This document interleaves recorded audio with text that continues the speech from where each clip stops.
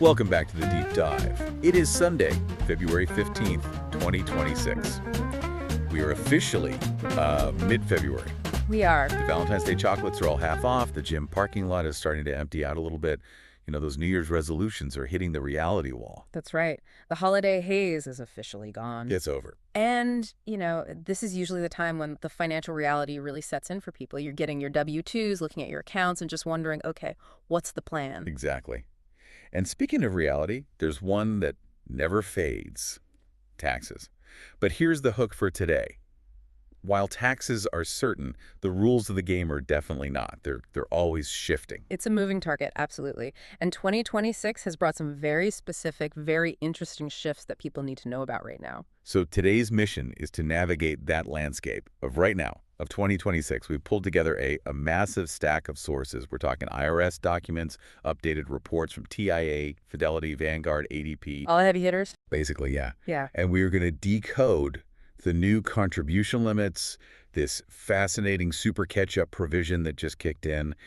And I think the specific ages involved are going to surprise a lot of people. Oh, for sure. And this massive trend toward the Rothification of our savings. Which is a huge shift in philosophy, not just numbers. It really changes where you put your money, not just how much. So whether you're an employee, a business owner, or just, obsessively refreshing your net worth app on a Sunday morning, this deep dive is about optimizing your strategy. Let's jump in. Let's do it. Segment 1, the raw numbers. I feel like every year we get these inflation adjustments, and they sound small, a few $100 here or there, but they add up. What's the headline news for 2026? So the IRS announced the cost of living adjustments, the CLAs, and you're right, on the surface it looks like just a standard bump. But if you're trying to maximize your tax advantage space, these gaps get wider and the compounding effect is real.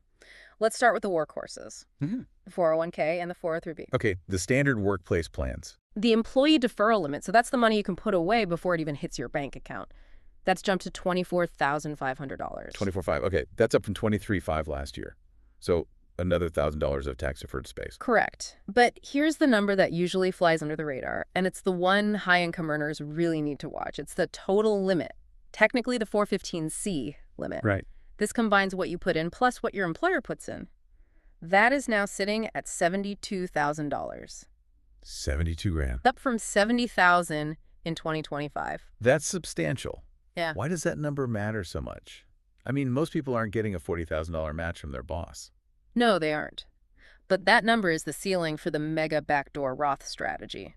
If your employer allows after-tax contributions, that $72,000 is the hard cap. Or if you're an entrepreneur with a solo 401k, that is your magic number. It opens up a massive shelter if you know how to use it. Right, a massive bucket. What about IRAs? For people without a big corporate plan? The IRA limit, that's moved up to $7,500. Up from $7,000. Yep. And health savings accounts, HSAs, which we always say are the secret weapon of retirement planning because of that triple tax advantage. The best. They're up too. Self-only coverage is now $4,400, and family coverage is up to $8,750. Okay, let's unpack this for a second because I hear these numbers, 500 here, 1,000 there. It's easy to shrug it off. Does it really move the needle? It absolutely does. You have to look at the compounding. If you actually use that extra $1,000 in your 401k every single year over, say, a 20 or 30-year horizon, we aren't talking about an extra $20,000 or $30,000. It's way more. With market growth, let's assume a pretty standard 7 or 8% return that could easily be 6 figures of additional wealth. It's about the habit of capturing the increase every single time the IRS gives it to you. Right. It's like the government opens the door a crack wider, you should probably shove your foot in there. Exactly. If you ignore the increase, you're effectively accepting a cut in your savings rate relative to inflation.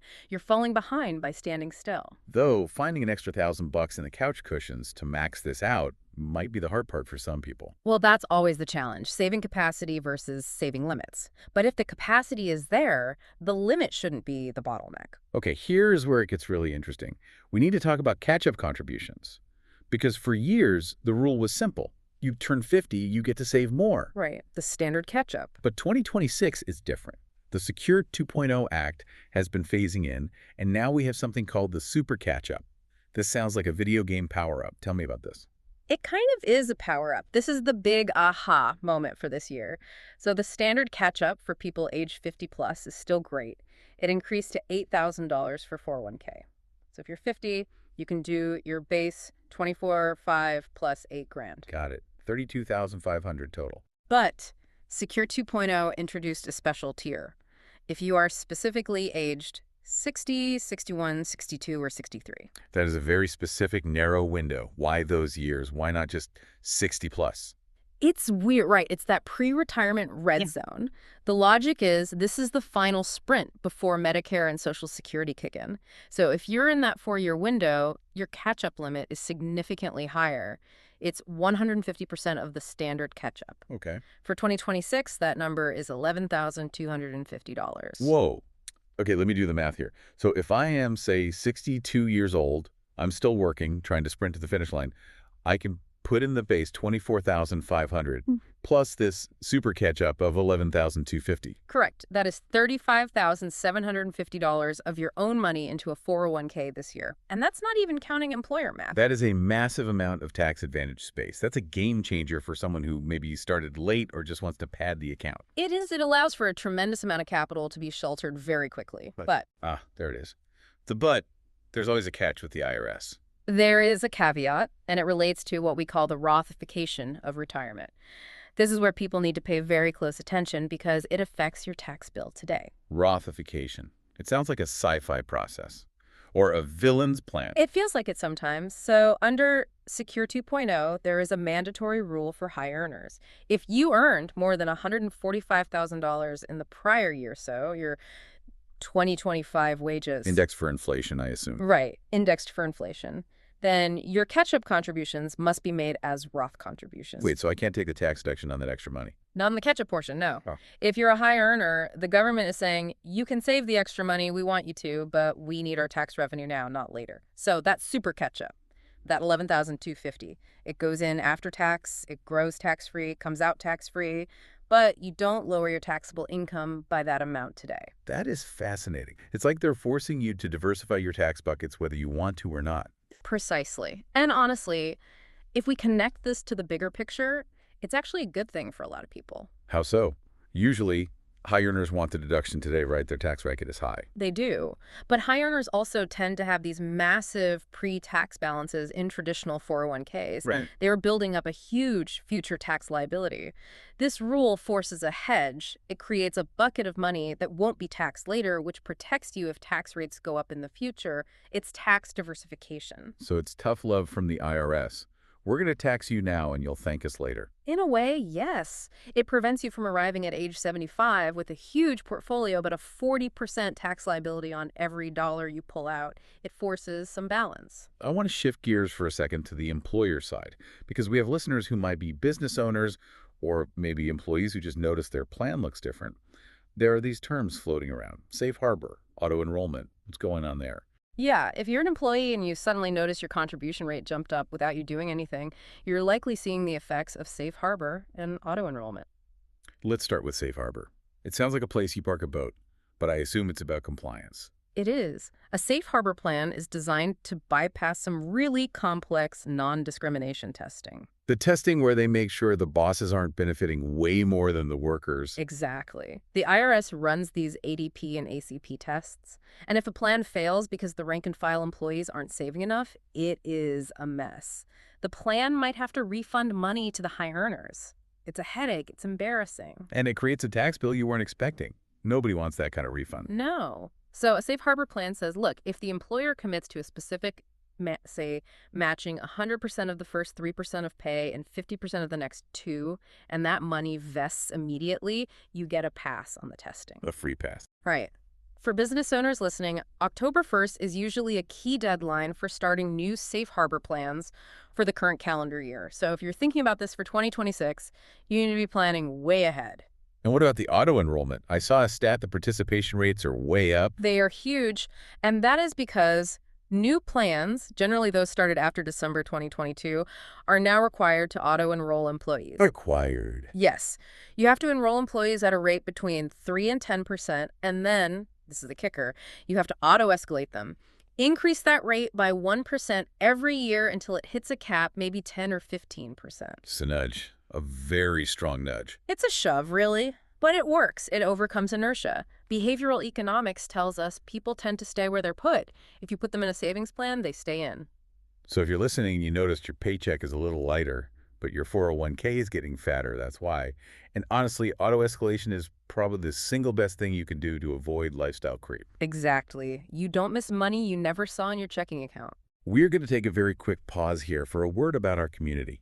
If you like what you are hearing today, we invite you to subscribe to the channel, leave a like, and comment on what topics you would like us to cover in future episodes. In the description of this deep dive, you will find a PayPal link if you want to support this project. Your contribution helps us keep making content like this. We don't ask for more than the cost of a coffee. Thank you for your support. Okay, we are back. Let's unpack the strategies for the people who want to optimize everything. The optimizers. The engineers of their own finances. Right. We talked about the basics. Now let's talk about the advanced maneuvers. I keep hearing about backdoors. Not literal backdoors, but the backdoor Roth IRA. Why is this still a thing in 2026? It is very much a thing because the income limits for contributing directly to a Roth IRA are still, relatively low. For 2026, if you're single with a NGI over 153,000 or married over 228, you're phased out. You cannot walk through the front door of the Roth IRA. The door is locked. It's locked tight.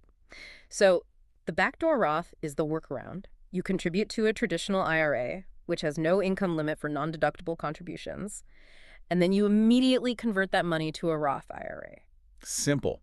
Put it in the bucket A, move it to bucket B. It sounds simple, but there's a massive trap that people fall into every single year. It's called the pro rata rule. The pro rata rule. This is the one that gets people in trouble.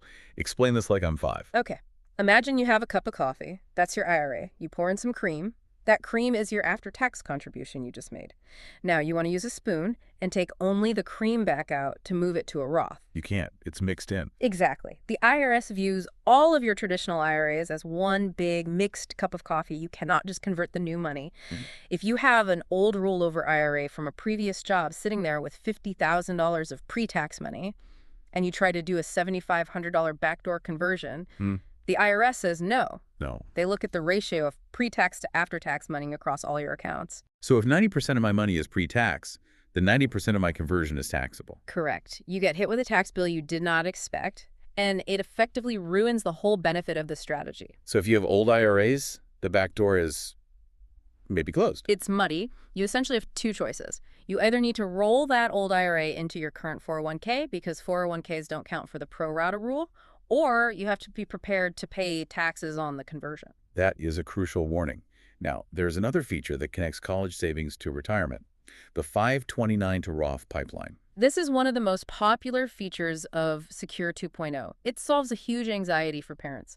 What if I oversave for college? What if my kid gets a scholarship? Right. Nobody wants to pay a penalty on money they saved responsibly. It feels like a punishment. Exactly. So now beneficiaries can roll over up to $35,000, that's a lifetime limit, from a 529 plan directly into a Roth IRA in their name. That is huge. That's a down payment on a house, essentially, but in a retirement account. It is. But again, there are conditions.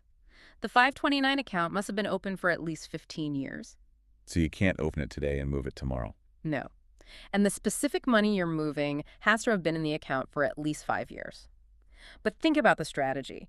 You open a 529 when your child is born. By the time they're 22 and graduating, that account is well over 15 years old. If there's 35 grand left over, boom, you jumpstart the retirement with a tax-free Roth account. That is the ultimate financial head start, compounding from age 22. That $35,000 could be $500,000 by the time they retire. It really is. It changes the whole psychology of saving for college. You aren't worried about the money getting stuck anymore. So we have the limits, we have the catch-ups, we have the back doors. But let's zoom out. How are we actually doing as a country? You have some data from Vanguard and Fidelity. I do. And it's a mixed bag. The participation numbers are really encouraging. Thanks to that auto-enrollment we talked about, participation in large plans is up to 94%. That's incredible. Basically everyone. Almost. And the average savings rate, so employee plus employer match, is hovering around 11.5% to 12%. Is that enough? Well, most experts, myself included, would suggest aiming for 15%. So we are close, but not quite there. But here is the statistic that stops you in your tracks. A Vanguard report noted that despite all this, only 42% of U.S. participants are currently on track to maintain their lifestyle in retirement. Less than half. Less than half. That is the gap between saving something and saving enough. Precisely. We're in a transition period. We've moved away from the peak 65 era where pensions-defined benefit plans guaranteed your income. We are now fully in the defined contribution era. The 401k puts the burden entirely on the individual. If the market goes down or you don't save enough, that's on you. It is on you. There's no institutional safety net filling that gap anymore.